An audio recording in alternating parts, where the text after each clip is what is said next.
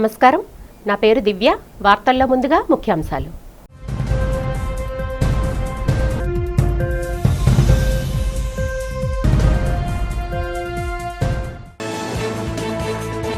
ముఖ్యమంత్రి చంద్రబాబు అధ్యక్షతన అమరావతిలో ప్రారంభమైన 6వ జిల్లా కలెక్టర్ సమావేశం.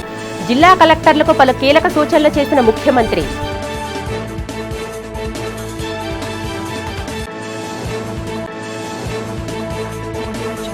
కూటమి పాలన, చంద్రబాబు వైఫల్యాలపై తీవ్ర స్థాయిలో విరుచుకుపడ్డ మాజీ ముఖ్యమంత్రి జగన్.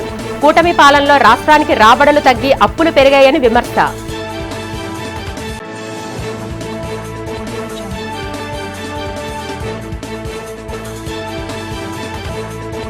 విశాఖ హోటల్ మర్చెంట్స్ పై పడిన పశ్చిమాసియా యుద్ధ ప్రభావం. కమర్షియల్ గ్యాస్ కొరతతో ఇబ్బంది పడుతున్న హోటల్ వ్యాపారస్తులు.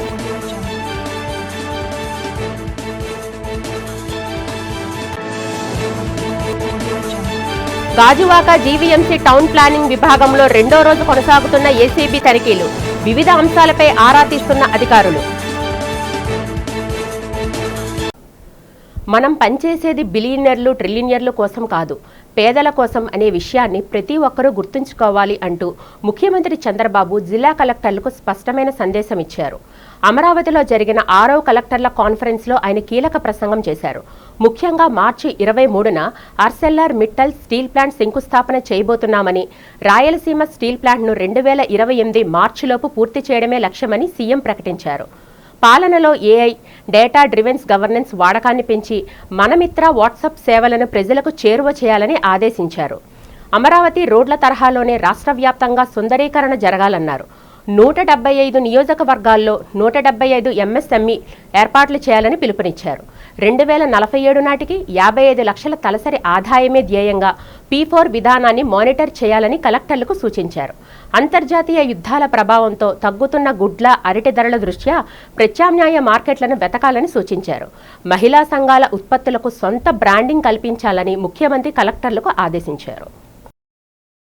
అప్పుడు ఎనర్జీ అనేది షార్ట్ ఫాల్ నుంచి సర్ప్లస్ కాకుండా భవిష్యత్తులో ఎనర్జీ యాజ్ ఎ ఇండస్ట్రీ, ఇది ఇన్కమ్ జనరేషన్కి తీసుకుపోయే పరిస్థితి వస్తుంది. గుర్తుపెట్టుకోవాల్సిన అవసరం ఉంది. మూడోది 5 లక్షల మీరు గుర్తుపెట్టుకోవాలి. 1 ఫ్యామిలీ 1 ఆంటర్ప్రెన్యూర్ కాన్సెప్ట్ ఇచ్చాం. నిన్న మీరు చూస్తే డాక్రా సంఘాలు పోయిన ఇంటర్నేషనల్ మహిళా దినోత్సవ సందర్భంగా 1 లక్ష మైక్రో ఆంటర్ప్రెన్యూర్స్ని తయారు చేయాలంటే ఇప్పుడు 1,15,000 16,000 రిజిస్టర్ చేసుకొని సక్సెస్ అయ్యే పరిస్థితికి వచ్చారు. ఈ సంవత్సరం 5 లక్షలు ఇచ్చాం. చంద్రబాబు నాయుడు ప్రభుత్వ వైఫల్యాలపై వైఎస్ఆర్సీపీ అధినేత వైఎస్ జగన్మోహన్ రెడ్డి తీవ్రస్థాయిలో విరుచుకుపడ్డారు. రాష్ట్ర ఆర్థిక పరిస్థితి అస్తవ్యస్తమైందని, రాబడులు తగ్గి అప్పులు పెరిగాయని మండిపడ్డారు.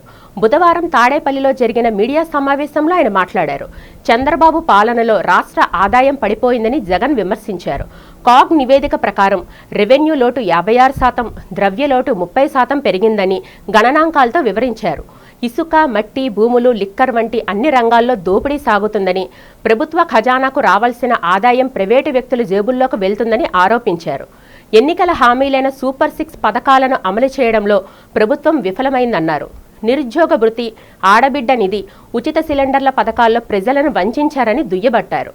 తమ హయాంలో ఉన్న పెన్షన్ల సంఖ్యను తగ్గించారని, ప్రతి నెల వేల సంఖ్యలో పెన్షనర్లు రద్దు చేస్తున్నారని జగన్ ఆగ్రహం వ్యక్తం చేశారు. అసెంబ్లీ సమావేశాల్లో ప్రజలకు ఉపయోగపడే చర్చ జరగలేదని, కేవలం గత ప్రభుత్వాన్ని విమర్శించడమే పనిగా పెట్టుకున్నారని ఎద్దేవా చేశారు. ఇప్పటికే 3 బడ్జెట్లు పెట్టారు.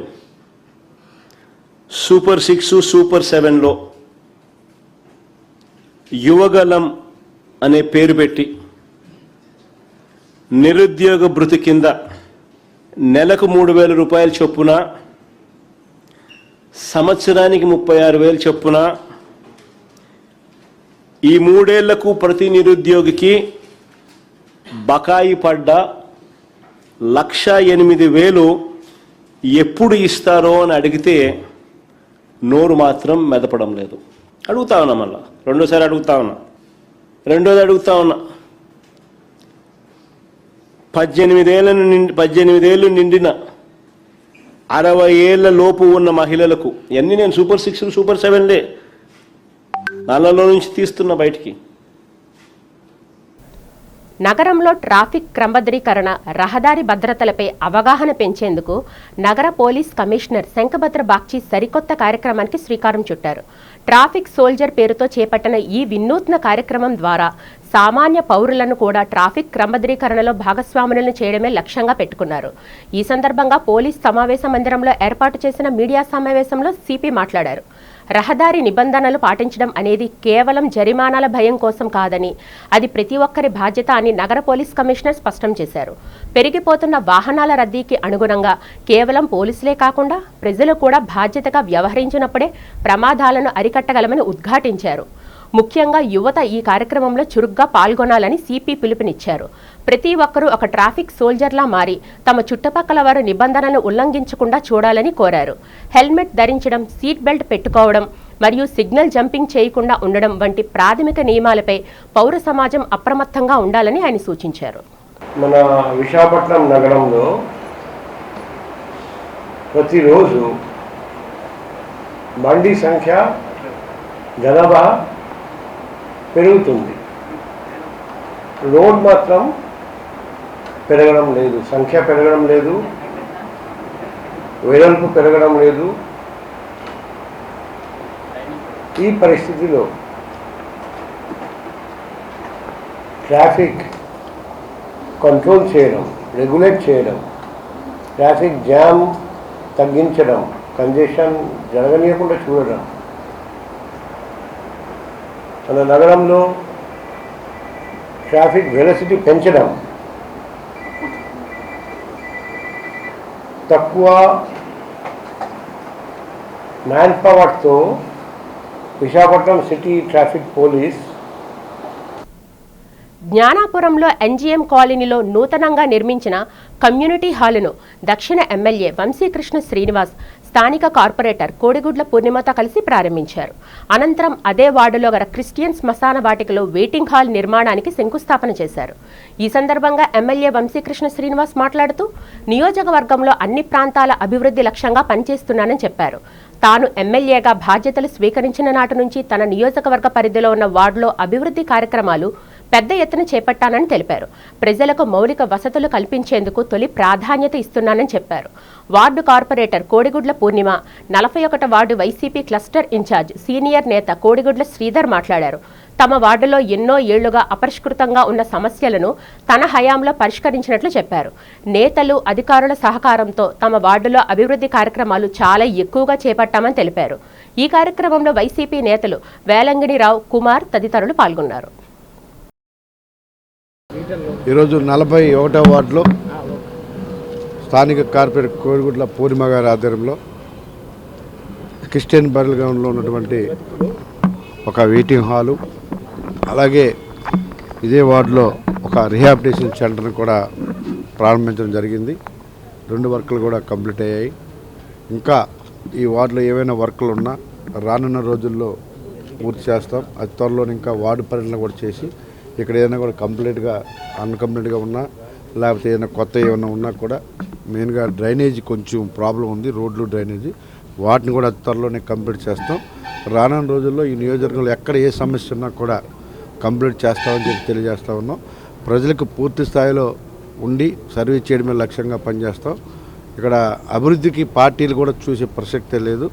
అభివృద్ధి ఎక్కడ అవసరం ఉందనుకుంటే, ఎక్కడ స్థానికంగా మౌలిక వసతులు కావాలంటే అక్కడికి వెళ్ళి మరీ చేస్తామని చెప్పి తెలియజేస్తా ఉన్నాం. 41 వార్డులోని జేఎన్ఎన్ యూఆర్ఎం కాలనీలో 41 లక్షల వ్యయంతో పునరావాస కేంద్ర భవనం G+1 ఓపెనింగ్ చేయడం జరిగింది. ఎమ్మెల్యే గారు వంశీ గారి చేతుల మీదుగా ఈరోజు ఆయన చేతుల మీదుగా ఓపెనింగ్ జరిగింది. Thank you sir, thank you very much. అలాగే ఇది క్రిస్టియన్ బరిల్ గ్రౌండ్లో కూడా 48 లక్షల వ్యయంతో వెయిటింగ్ హాల్ ఒకటి పెట్టడం జరిగింది. ఎందుకంటే ఇక్కడ ఖననం చేయడానికి వచ్చినప్పుడు ఎండలోని వర్షంలోని కూడా చేయాల్సి మా వచ్చిన బాడీతో వచ్చిన వాళ్ళంతా కూడా ఇబ్బంది పడుతున్నారు అని చెప్పడం జరిగింది. మరి వాళ్ళందరి కోసం కూడాను ఇక్కడ వెయిటింగ్ హాల్ ఒకటి పెట్టడం జరిగింది. అది 48 లక్షలు. అలాగే రోడ్స్ కూడా ఆల్మోస్ట్ అన్నీ పూర్తి చేసేసాము. నేను ఏదైతే మాట ఇచ్చానో ఆ మాట ప్రకారం కూడా ప్రతి వర్క్ కూడా చేయడం జరిగింది. ఇవన్నీ కూడా నేను స్టాండింగ్ కమిటీలో ఉన్నప్పుడు వర్కులు పెట్టడం జరిగింది. వంశీ గారు మా వార్డుకు వచ్చి 2 ఓపెనింగ్లు పెట్టారు. 2 ఓపెనింగ్లు చేశారు. నిజంగా ఆయన మేము పిలిచిన వెంటనే వచ్చి చక్కగా చేసి, ఇలాగే మాకు చర్చికి ఒక రోడ్డు వేయిస్తున్నాం. ఆ రోడ్డుకి కావలసిన గవర్నమెంట్ నుంచి మీ మట్టి రోడ్డు వరకు మా చర్చు తాలూకు అమౌంట్తో వేయిస్తాం. తగ్గిందంతా ఒక సిమెంట్ రోడ్డుకి మీరు హెల్ప్ చేస్తే కంపల్సరీగా మీ చర్చితో రుణం తీర్చుకున్నట్లు అవుతుంది. మీకు మంచి దీవెనలు ఉంటాయి. అలాగే ప్రజలందరూ మీకు మంచి పేరు ఉంటుంది. కానీ ఒకే ఒక మాట వంశీ గారికి చెప్తున్నాం, మీరు ఎంత మంచి వాళ్ళు, మీ వెనకాతల కొన్ని మంది ఉన్నారు. అందరినీ చాలా దుర్మార్గులు ఉన్నారు. వాళ్ళు వెళ్ళి డబ్బు గురించే పనిచేస్తున్నారు. మీ పేరు పోతుంది. అది గుర్తుపెట్టుకోండి sir. Thank you very much. Guntur Nagarjuna విశ్వవిద్యాలయ ప్రాంగణంలో జరుగుతున్న ఇండియన్ ఎయిర్ ఫోర్స్ అగ్నివీర్ వాయు ఓపెన్ రిక్రూట్మెంట్ ర్యాలీకి భారీ స్పందన వస్తుందని ఎయిర్ ఫోర్స్ రిక్రూటింగ్ అధికారి వింగ్ కమాండర్ షేక్ యాకూబ్ అలీ తెలిపారు. ఈ సందర్భంగా బుధవారం జిల్లా సైనిక సంక్షేమ అధికారి కార్యాలయంలో ఏర్పాటు చేసిన మీడియా ప్రతినిధుల సమావేశంలో ఎయిర్ ఫోర్స్ రిక్రూటింగ్ అధికారి వివరాలు అందించారు. అభ్యర్థులకు నిర్దేశించిన వాయు ఓపెన్ రిక్రూట్మెంట్ ర్యాలీలో భాగంగా మార్చి 9వ తేదీ నుంచి మహిళా అభ్యర్థుల ఎంపిక ప్రక్రియ పూర్తయిందన్నారు. ఎయిర్ ఫోర్స్ రిక్రూటింగ్లో భాగంగా ప్రతి ఏడాది 2 సార్లు నోటిఫికేషన్ విడుదల చేసి ఆన్లైన్లో దరఖాస్తులు స్వీకరించి ఎంపిక ప్రక్రియ పూర్తి చేయడం జరుగుతుందన్నారు. దీనికి అదనంగా తెలుగు రాష్ట్రాలైన ఆంధ్రప్రదేశ్, తెలంగాణ అభ్యర్థులకు ఓపెన్ రిక్రూట్మెంట్ ర్యాలీ అవకాశం కల్పించడం జరిగిందని చెప్పారు. మేము ప్రతి సంవత్సరం ఎయిర్ ఫోర్స్లో అగ్నివీర్గా జాయిన్ అవ్వడానికి 2 సార్లు ఎగ్జామ్ కండక్ట్ చేస్తాం. ఆన్లైన్ అప్లికేషన్ వస్తుంది. దానికోసం అది ఆన్లైన్ రిజిస్ట్రేషన్ చేసుకొని ఆన్లైన్ ఎగ్జామ్ రాసి తర్వాత ఫిజికల్ టెస్ట్ వగేరా మా దగ్గర చేస్తారు ఎయిర్మెన్ సెలక్షన్ సెంటర్లో. ఇప్పుడు ఇక్కడ తెలుగు రాష్ట్రాల పిల్లలకి ఒక అదనపు అవకాశం ఇవ్వడానికి మేము ఇక్కడ ఒక అడిషనల్ ర్యాలీని ఏర్పాటు చేయడం జరిగింది. దీనికోసం మాకు పెద్ద స్పేస్ కావాల్సింది. ఎందుకంటే మాది ఇది రిజిస్ట్రేషన్ అవసరం లేదు. ఇందులో ఎవరైనా వచ్చి డైరెక్ట్గా వచ్చి అప్లికేషన్ తీసుకొచ్చి పార్టిసిపేట్ చేయవచ్చు. సో రిజిస్ట్రేషన్ అయితే మనకు తెలుస్తుంది ఎంతమంది వస్తారో అని. రిజిస్ట్రేషన్ లేకపోతే ఓపెన్ ర్యాలీ అంటే ఎవరైనా రావచ్చు. సో మాకు తెలియదు ఎంతమంది వస్తారు. మేబీ 2000, 2000 కావచ్చు, 4000 కావచ్చు, 10,000 కావచ్చు. So we want a big place. So దానికి మేము నాగార్జున యూనివర్సిటీ చూసాం. చాలా బాగా అది ఉండే, అన్ని ఫెసిలిటీలు ఉంది. అందులో స్పేస్ కూడా ఉండే, ఇండోర్ స్టేడియం ఉండే. ఇమ్మీడియట్లీ మాకు అది లొకేషన్ నచ్చి వైస్ ఛాన్సలర్ని అండ్ రిజిస్ట్రార్ని మేము అప్రోచ్ చేసాం. నేను అప్రోచ్ చేస్తే వాళ్ళు ఇమ్మీడియట్లీ మన పిల్లల కోసం చేస్తున్నారు, మీరు ఉపయోగించుకోండి మా యూనివర్సిటీ క్యాంపస్ అని చెప్పడం జరిగింది. ఇమ్మీడియట్లీ మేము చీఫ్ సెక్రటరీ గారి కలిసాను. కే విజయానంద్ గారు ఉన్నారు అప్పుడు. అండ్ ఆయన కలిస్తే ఆయన చీఫ్ సెక్రటరీ గారు చాలా హోల్ హార్టెడ్ సపోర్ట్ ఇస్తాం మీకు, మీరు తెలుగు రాష్ట్ర పిల్లల కోసం చేస్తున్నారు కాబట్టి అని చెప్పారు. ఇమ్మీడియట్లీ ఆయన గుంటూరు కలెక్టర్ గారికి అన్ని సదుపాయాలు చేశారు. గాజువాక జీవీఎంసీ టౌన్ ప్లానింగ్ విభాగంలో అవినీతి నిరోధక శాఖ తనిఖీలు 2వ రోజు కొనసాగుతున్నాయి. కార్యాలయంలో తనిఖీలు పూర్తి చేసిన అధికారులు ప్రస్తుతం బీపీసీ, టీడీఆర్ మరియు 14% పన్ను చెల్లింపుల అంశాలపై దృష్టి సారించారు. ఈ వ్యవహారాల్లో జరిగిన అవకతవకలపై ఏసీపీ వెంకట్రావుతో పాటు ప్లానింగ్ సెక్రటరీలను ఏసీబీ అధికారులు సుదీర్ఘంగా ఆరా తీశారు. ముఖ్యంగా పట్టణ ప్రణాళిక విభాగం పరిధిలో నిబంధనలకు విరుద్ధంగా అవినీతికి తావిస్తూ చేపట్టిన అడ్డగోలు నిర్మాణాలను ఏసీబీ అధికారులు స్వయంగా క్షేత్రస్థాయిలో పరిశీలిస్తున్నారు. ప్లానింగ్ విభాగంలో జరుగుతున్న ఈ సోదాలు స్థానికంగా కలకలం రేపుతున్నాయి. కేజీహెచ్లో రోగులకు వైద్య సేవలు అందించడంలో ఎక్కడా అలసత్వం ఉండడం లేదని విశాఖ దక్షిణ నియోజకవర్గం శాసనసభ్యులు సిహెచ్ వంశీకృష్ణ శ్రీనివాస్ తెలిపారు. ఇటీవలే ఓ బాలుడు కేజీహెచ్లో వైద్యుల నిర్లక్ష్యం వల్ల వైద్య సేవలు అందక మృతి చెందాడని విమర్శలు వస్తున్న నేపథ్యంలో దానికి స్పందించారు. ప్రతి చిన్న విషయాన్ని వైసీపీ నేతలు రాద్ధాంతం చేస్తున్నారని మండిపడ్డారు. ప్రభుత్వాన్ని అప్రతిష్ట పాలు చేసేందుకు అసత్య ప్రచారాన్ని సాగిస్తున్నారని ఆగ్రహం వ్యక్తం చేశారు. జగన్ సర్కార్లో కంటే నేడు కూటమి ప్రభుత్వంలో కేజీహెచ్ ఎంతో అభివృద్ధి చెందిందన్నారు. ఎన్నో అధునాతన వైద్య పరికరాలు సమకూర్చడంతో పాటు ఆసుపత్రిని విస్తరించడం కూడా జరిగిందన్నారు. కొన్ని సమయాల్లో జరిగిన చిన్న పొరపాట్లను పెద్దవిగా చేస్తూ అసత్య ప్రచారంతో వైసీపీ నేతలు పంపడం గడుపుతున్నారని విమర్శించారు. కేజీహెచ్లో రోగులకు వైద్య సేవలు అందించడంలో ఎక్కడా నిర్లక్ష్య వైఖరి లేదని వంశీకృష్ణ అన్నారు. కేజీహెచ్ గురించి మీకు ఒక విషయం చెప్పాలి. గతంకి ఇప్పటికి కేజీహెచ్ రూపురేఖలు మారాయి. మీరు కావాలంటే చెక్ చేసుకోవచ్చు. ఒక మందులు ఇచ్చే దగ్గర నుంచి మొత్తం మీరు అలా ఎంటర్ అయిన వెంటనే ఏ బ్లాక్లో ఏం జరుగుతుందో స్క్రీన్ మీద కనపడే విధంగా రూపురేఖలు మార్చాం. ఎంతో సిఎస్ఆర్ ఫండ్స్తో ఒక హార్ట్కు సంబంధించినటువంటి 3,20,00,000 పెట్టి దానితో పాటు చిల్డ్రన్స్ బ్లాక్ కానీ ఎన్నెన్నో చెప్పలేనని సిఎస్ఆర్ యాక్టివిటీ ద్వారా మేము అక్కడ కంప్లీట్ చేయడం జరిగింది. అక్కడ ఎటువంటి ఇబ్బందులు కానీ ఏమీ లేవు. ప్రమాదం చేత ఎవరైతే కేజీహెచ్కి వచ్చే మీరు అందరూ గ్రహించాలి. కేజీహెచ్కి అప్పటికప్పుడు తీసుకొచ్చే వాళ్ళు అందరూ కూడా కొంచెం క్రిటికల్ పొజిషన్లో ఉన్న వాళ్ళు ఎక్కువ మంది వస్తారు. ప్రమాదం జరిగినప్పుడు వాళ్ళు శక్తివంతం లేకుండా కష్టపడుతున్న డాక్టర్స్ ఎక్కడైనా ఉద్దేశపరంగా ఏ డాక్టర్లు కూడా నిర్లక్ష్యం చేయరు.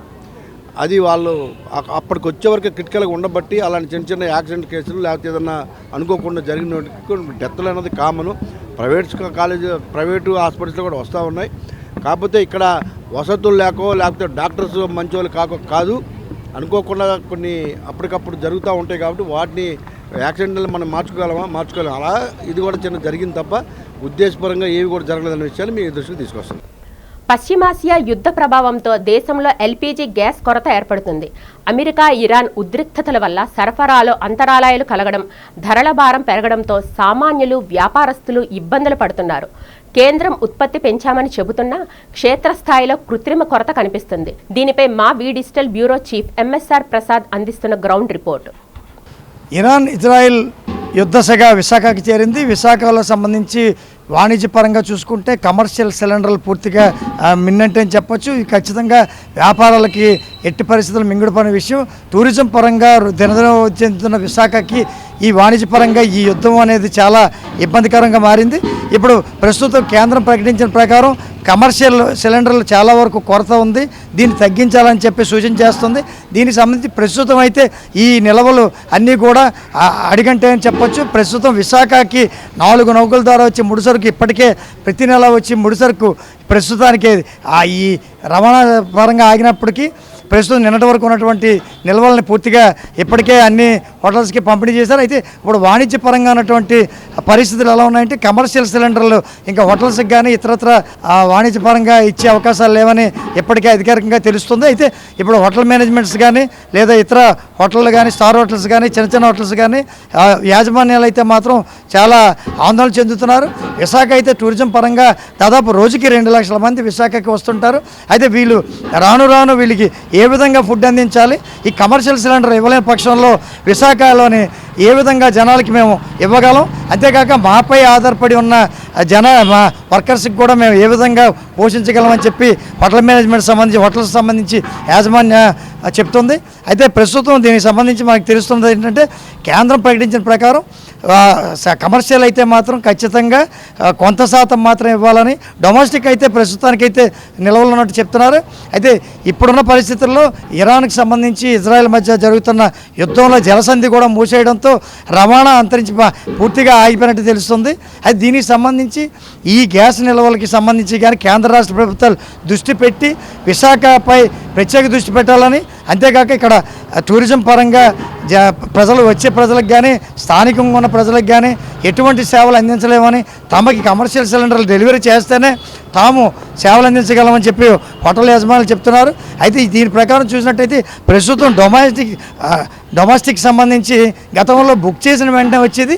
ఈ యుద్ధం ఎప్పుడైతే ప్రారంభమైందో ఆ రోజు నుంచి కేంద్రం కానీ రాష్ట్రం కానీ 25 రోజుల నుంచి 30 రోజులు గడువు పెట్టింది. తమ సిలిండర్ను బుక్ చేయడానికి దాదాపుగా 25 నుంచి 30 రోజుల మధ్యన ఎటువంటి బుకింగ్ జరగదు. జరిగిన తర్వాత 10 రోజులు 5 రోజుల్లో వాళ్ళు డెలివరీ అంటే దాదాపు 40 రోజులు సిలిండర్కి మధ్య డొమెస్టిక్కి 40 రోజులు గ్యాప్ పెడుతున్నారు. అయితే ఈ విషయంకి వచ్చేసరికి కమర్షియల్కి అయితే కమర్షియల్ని పూర్తిగా నిశ్శబ్ద వాతావరణం ఆగిపోయిన పరిస్థితి కనబడుతుంది. అయితే దీనికి సంబంధించి హోటల్ యజమానులు మాత్రం కేంద్ర రాష్ట్ర ప్రభుత్వాలకు విన్నవిస్తున్నారు. ఖచ్చితంగా తమ దృష్టి పెట్టాలని, లేని పక్షంలో ఇటు వర్తకులతో పాటు ఇక విశాఖకు వచ్చి టూరిస్టులు కూడా అనేక ఇబ్బందులు పడాల్సి వస్తుందని, తాము త్వరితగతిన అతి తక్కువ రోజుల్లోనే హోటల్ని కూడా మూయాల్సి వస్తుందని, తాము చేయాల్సిన వస్తువులు చేయాలంటే ఖచ్చితంగా గ్యాస్ అవసరమని, ఆ గ్యాస్కి సంబంధించి ఏదైనా ప్రత్యామ్నాయం ఏర్పాటు చేసి తమకి గ్యాస్ సిలిండర్లు రిలీజ్ చేయాలని, కమర్షియల్ సిలిండర్లకి కొరత ఉన్నప్పటికీ కూడా తమకు సంబంధించి కోటాను తగ్గించి ఇవ్వాలని చెప్పి విశాఖలోని హోటల్ మేనేజ్మెంట్లు కానీ, హోటల్ అసోసియేషన్లు కానీ, చిన్న చిన్న హోటల్ నుంచి పెద్ద హోటల్ వరకు యాజమాన్యాలు కోరుతున్నాయి. కెమెరా పర్సన్ దిలీప్తో ఎంఎస్ఆర్ ప్రసాద్, వి డిజిటల్ న్యూస్. పెందుర్తి నియోజకవర్గం జీవీఎంసీ 96వ వార్డులో బుధవారం 6.41 కోట్ల నిధులతో చేపట్టిన పలు అభివృద్ధి పనులకు ఎమ్మెల్యే పంచకర్ల రమేష్ బాబు, మేయర్ పీలా శ్రీనివాసరావు శంకుస్థాపన చేశారు. ముందుగా వెంకటాద్రి శ్రీ వెంకటేశ్వర స్వామిని దర్శించుకున్న అనంతరం కొండపై రక్షణ గోడ నిర్మాణానికి శ్రీకారం చుట్టారు. ఆపై దొగ్గవానిపాలెం, జనచైతన్య లేఅవుట్, ప్రసాద్ నగర్, గొర్లవాని కళాల్లో రోడ్లు, కాలువలు, త్రాగునీటి పథకాల పనులను ప్రారంభించారు. ఈ సందర్భంగా ఎమ్మెల్యే మాట్లాడుతూ ఎన్డీఏ కూటమి పాలనలో అభివృద్ధి పరుగులు పెడుతుందని, గత ప్రభుత్వ హయాం కంటే వేగంగా పనులు జరుగుతున్నాయని తెలిపారు. ముఖ్యంగా గుర్లివాని కళాల్లో ప్రాంతానికి త్రాగునీరు అందించడం సంతోషంగా ఉందన్నారు. వచ్చే జీవీఎంసీ ఎన్నికల్లో కూటమి అభ్యర్థులను భారీ మెజారిటీతో గెలిపించాలని ఆయన ప్రజలను కోరారు. ఈ కార్యక్రమంలో zonal commissioner Shankarrao, EE Dilip Kumar, AE శివతో పాటు కూటమి నాయకులు, కార్యకర్తలు పెద్ద సంఖ్యలో పాల్గొన్నారు. 6.5 కోట్లతో అభివృద్ధి కార్యక్రమాలకి పూజా కార్యక్రమాలు చేస్తూ ఉన్నాం. ప్రతిరోజు మాట్లాడుకుంటూనే ఉన్నాం. క్రమం తప్పకుండా వారంలో 2 సార్లు అయినా 5 కోట్లు, 6 కోట్లు, 7 కోట్లు తగ్గకుండా మనం ఓపెనింగ్లు కానీ లేకపోతే భూమి పూజా కార్యక్రమాలు కానీ చేసుకుంటూ ముందుకు పోతూ ఉన్నాం. ఇది ఎన్డీఏ కూటమి యొక్క కమిట్మెంటు. ప్రజలకి ఎంతో కాలం నుంచి ఉపశమనం, రోడ్లు కానీ, డ్రైన్లు కానీ, పార్కులు కానీ, టెంపుల్స్ దగ్గర ఫెసిలిటీస్ కానీ అన్నీ కూడా చేసుకుంటూ ముందుకు పోతా ఉన్నాం. ముఖ్యంగా ఈ అభివృద్ధికి, ఈ ప్రజల మన్ననలు పొందే విధంగా ఈ కార్యక్రమాలకి ప్రభుత్వం ఎన్ని చర్యలు తీసుకుంటున్నా రోజురోజుకి మహిళలపై జరుగుతున్న అత్యాచారాలు పెరుగుతూనే ఉన్నాయని చైతన్య మహిళా సంఘం నేతలు ఆవేదన వ్యక్తం చేశారు.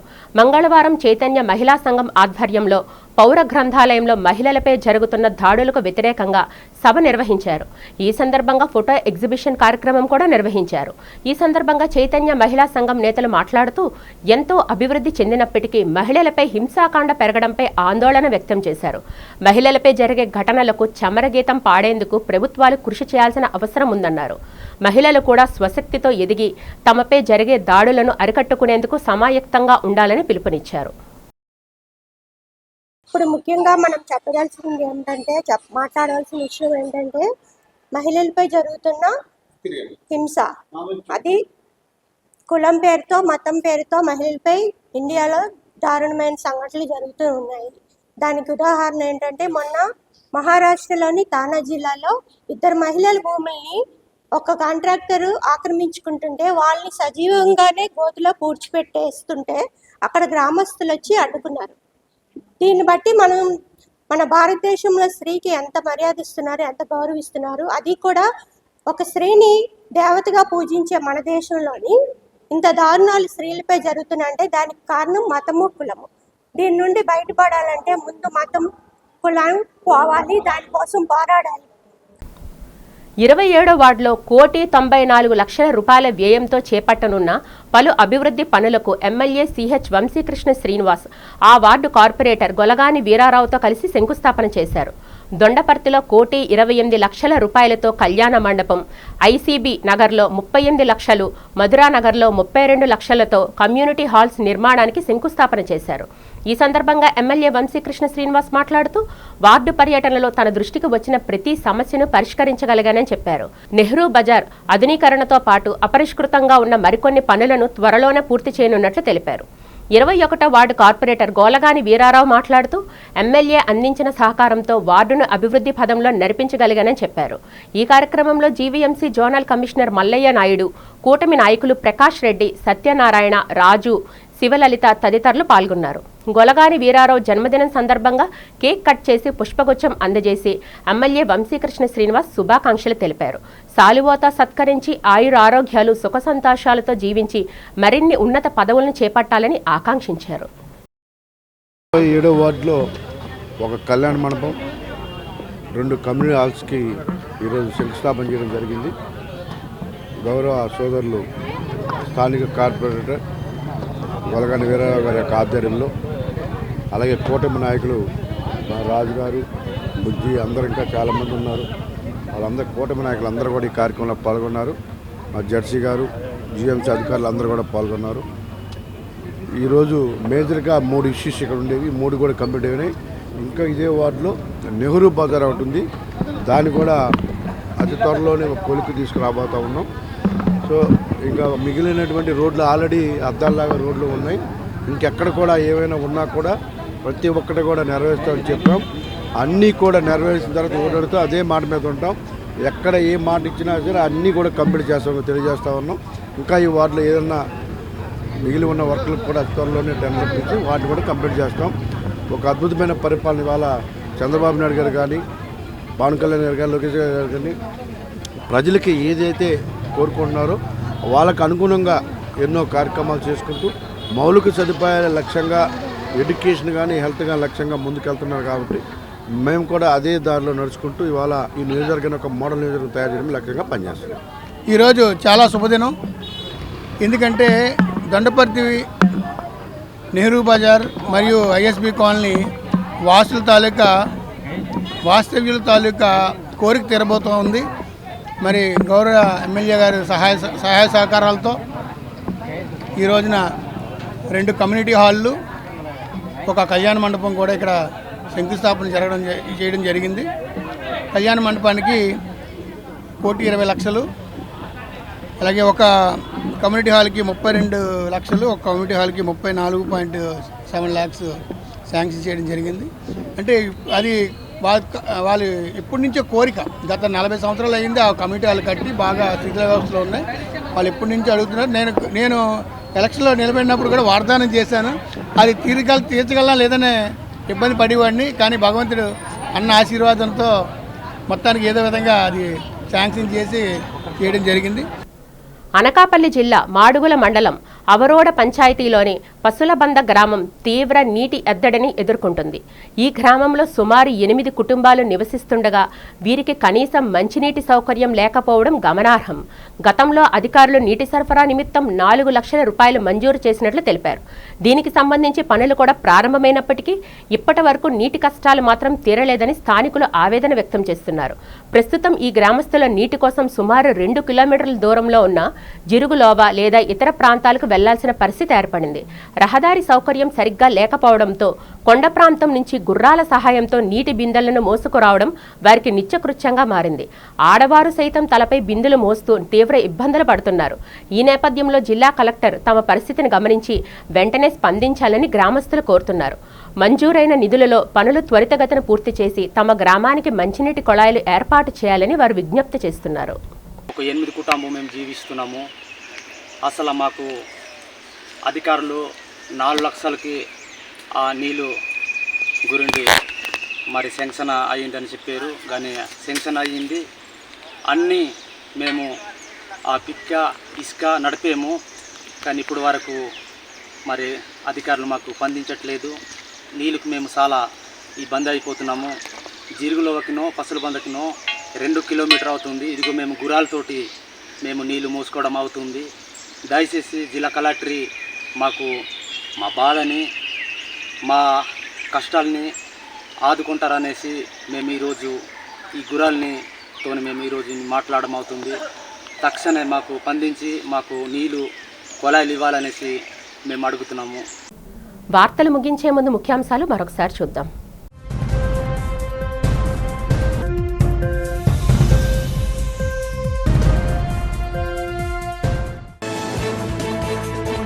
ముఖ్యమంత్రి చంద్రబాబు అధ్యక్షతన అమరావతిలో ప్రారంభమైన 6వ జిల్లా కలెక్టర్ సమావేశం. జిల్లా కలెక్టర్లకు పలు కీలక సూచనలు చేసిన ముఖ్యమంత్రి.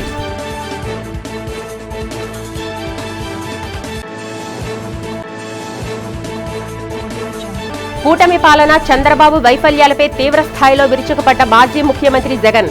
కూటమి పాలనలో రాష్ట్రానికి రాబడులు తగ్గి అప్పులు పెరిగాయని విమర్శ.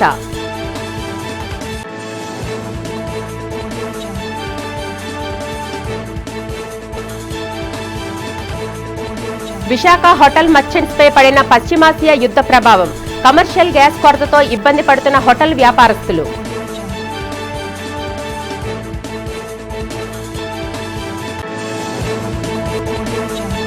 గాజువాక జీవీఎంసీ టౌన్ ప్లానింగ్ విభాగంలో రెండో రోజు కొనసాగుతున్న ఏసీబీ తనిఖీలు. వివిధ అంశాలపై ఆరా తీస్తున్న అధికారులు. ఈ వార్తలు ఇంతటితో సమాప్తం. నమస్కారం.